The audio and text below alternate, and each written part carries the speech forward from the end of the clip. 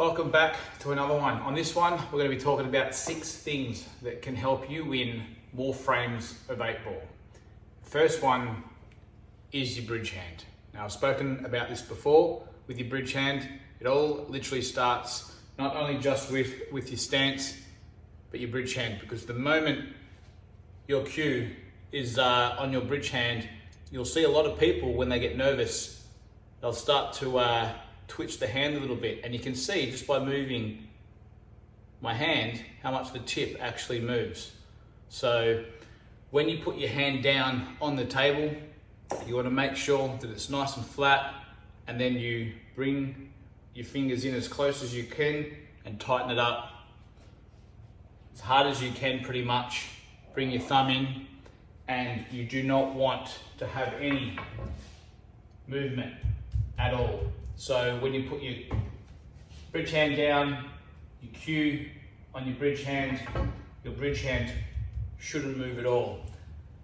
The other thing is, when you lay your hand down on the table, it should be nice and flat. There shouldn't be any sort of gaps under your bridge hand as well, because that also can create movement as you play a shot.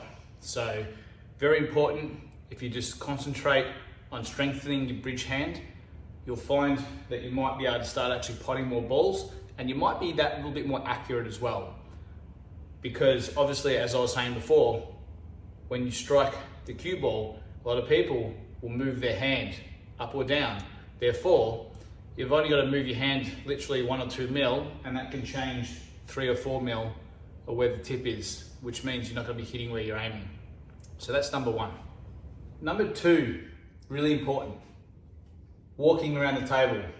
I see a lot of people break the balls and they'll literally just sit there in the one spot and try and map the out from here. Very, very hard to do that. You actually miss opportunities. By walking around the table, you can literally see if the balls are on, if that's on, and you can get a general idea on sort of how to map it as well, rather than sitting in the one spot. So you'll find as we start to walk around the table that you'll see that the 8 ball is on. You might find a bit of a pattern, which ball you'd like to play first, second, third, and fourth. So in this case, I'm looking at the table, I'm walking around, and I can see straight away by walking around that I can play this one, and that one will lead on to this one, and then possibly this, and this. And because the 8 ball is on, I don't have to move anything. So if the 8 ball wasn't on, you might find when people are sitting here in the one spot after they play the shot, they might go, okay, yeah, let's just hit this one, let's plow into this, open this up, and then we'll try and run the rest of the frame out. But by taking your time and walking around the table after every single shot, so you'll find a lot of the good players, after they play their first shot, you'll see them walk around, double check, play that shot, walk around again, play the shot. So something like this, we can see, okay, just stop the white, like that, and now I come around, I'm happy with that, I do another check of everything, and then when I'm ready, I can play the shot again, like that, and so forth. So as you can see, take your time, walk around the table after every shot, and make sure, don't take the game for granted. All the time I see people sitting in the one spot, especially after they break. They'll break and they'll sit here like this, trying to map the frame out. It's so hard sitting in the one spot. And a little tip here, what I like to do, you'll see me pretty much after I break the balls, I'll actually stand over here and look at the game like you're looking at it. Because this is where we watch a lot of pool on TV. Obviously, we watch pool, 9-ball snooker. We're always watching it from this view. So it actually helps to come around here and have this sort of TV view or image in our head at the start of the frame as well. And it could actually help whether we choose, reds or yellows, or how we map it as well. Just by standing up at this end and looking down only for 5 or 10 seconds. So that's tip number 2. Tip number 3, being too aggressive. Break the balls, having a look around the table. You've got a dodgy cluster here, and so you've got 2 to deal with right now. And if you're not feeling it sometimes, I see a lot of players again, literally be too aggressive. It's okay to pull back. We're not running racks all the time. This isn't world-class pool that you're playing every day. Most of the time we're playing league pool. So pull back, be less aggressive. Something like this, you can go reds or yellows. I could play this and go into that, but now I have to deal with this one still, and I've got this one and this one to go into this, and it's quite hard, So, or if I go reds, I've got this one, but this one doesn't really link to this one. I can play this one into there, come off the cushion and try and open them up, but somehow I still have to deal with this one as well. So what's wrong with, just playing maybe just a simple safety, something like that? You can even leave them on a ball if you have to. Like, it doesn't really make a difference whether you leave the white here or here. You can leave them on a ball. So the moment they actually pot a ball, they're actually going to be in trouble to begin with as well. But playing a simple safety like this, just hitting a ball to the rail and leaving the white down here, let your opponent have a bit of a go, because you know that you've got a dodgy set of balls here, dodgy set of balls there, and they still have to make that transition. And the moment they don't, you're going to get to the table with, say, something like, maybe something like this. Maybe a missed attempt at that. They might get lucky, maybe still pot this, and they're still trying to scramble the out, when they pot that, miss it again or something like that. But even in a situation like this, if they stuff up and miss, there's a good chance that you're going to get back to the table with 6 or 7 of your yellows on the table, and them only having 1 or 2 balls left, and you're going to be in prime position to take the frame. So try not to be too aggressive. Tip number 3. Tip number 4, leaving your dead ball to last when you're trying to run the frame out. So situation like this, I'm on reds. You might see a player pot this red, they'll leave angle, then they'll go into the pack somehow and try and actually, 1, be lucky to land on it, and 2, then have to pot it, and then 3, have to get onto the 8 ball.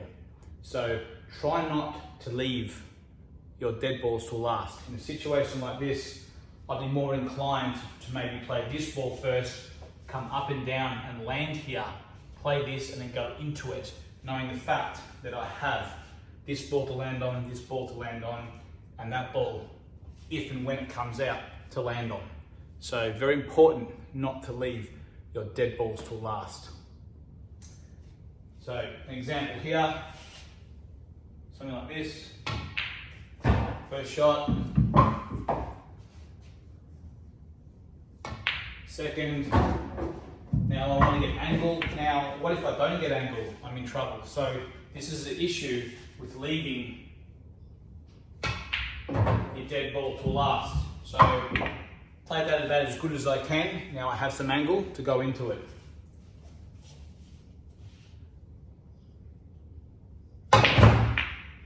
Alright, there you are.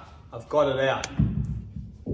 Now, what I was saying before, I still now have to pot it, try and come off the back rail around it and land on it. So for 1, you have to get a bit lucky here, and 2, you really need to be skillful enough to also execute the shot, depending on how it lands. So here we go here.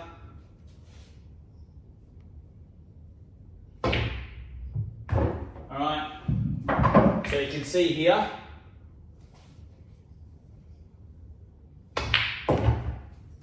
this time that worked, but you can see how I had to get a little bit lucky to land on it. Now let's maybe put it back again.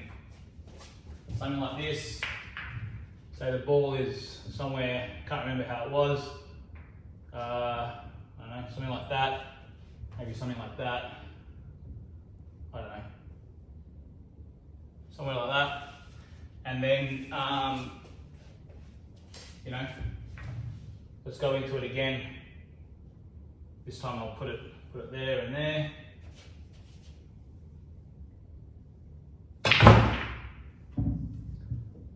All right, there's one, I slipped off it. You can see how hard that is. Two, let's try it again.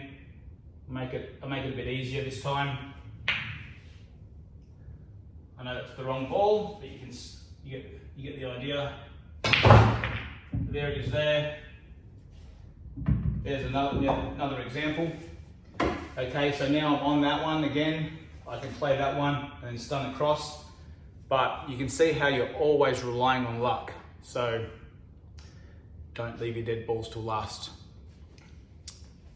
Number 5, choosing the right color set. So you've broken the balls. This is how they've ended up.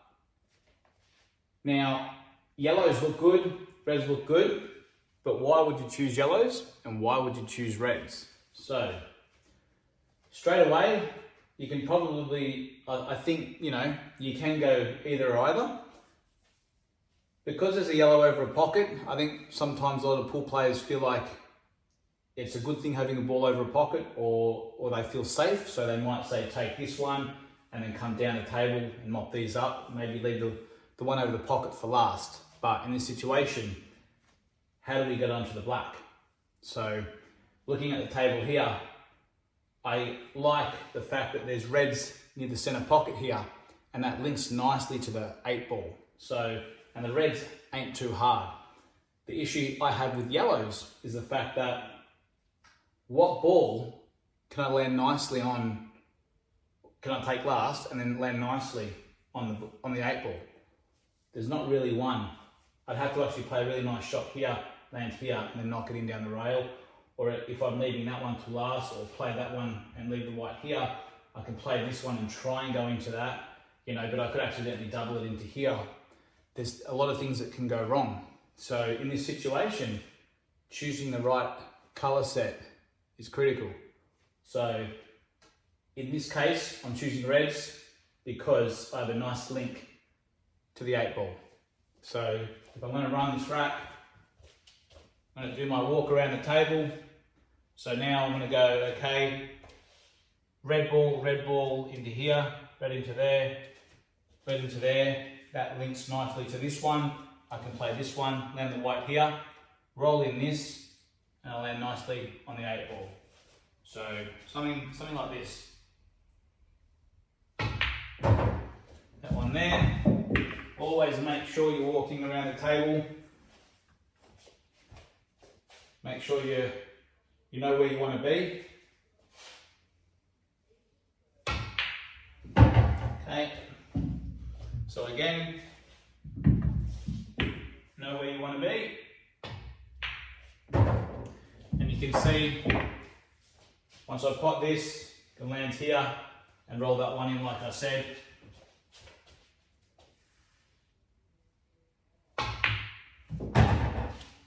You can see how that it's all linking very nicely to have a good shot on the 8 ball.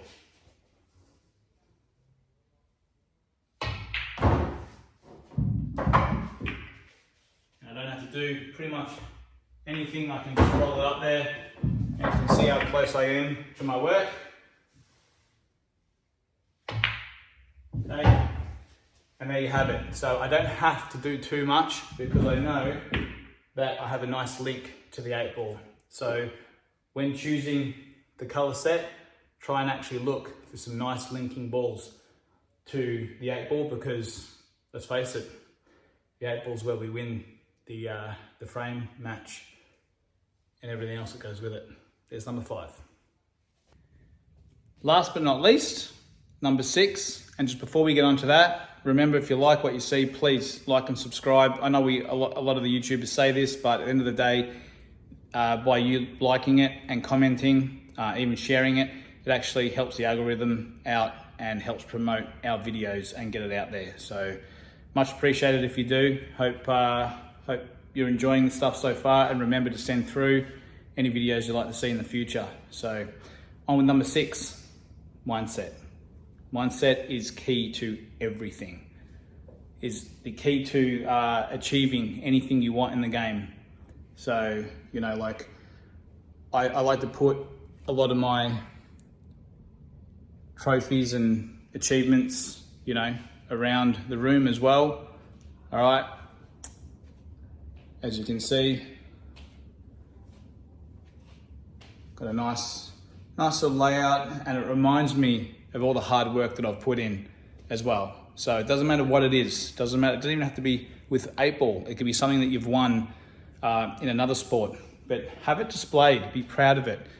And with mindset, you have to try and, when I'm practicing, I sort of pretend that I'm in a final already and I'm literally there and the crowd's watching, and you know, I try and feel what it's like to be out there while I'm playing in this grand final. It can be a local league final, it can be the Australian final, world final, it can be anything, you know. So try and have a good mindset, especially when you rock up to any tournament or even a league night. Walk in there with a smile, try and enjoy the night, because I promise you, if you have a great mindset, and it doesn't happen overnight, but if you have a good mindset and work on it, you can achieve anything. And at the end of the day, it's a lot harder to win than it is to lose. So remember that. It's a lot easier to lose, very easy to lose. So it's a lot harder to win. So hope you enjoyed these 6 little tips. And as always, see you on the next one. Cheers.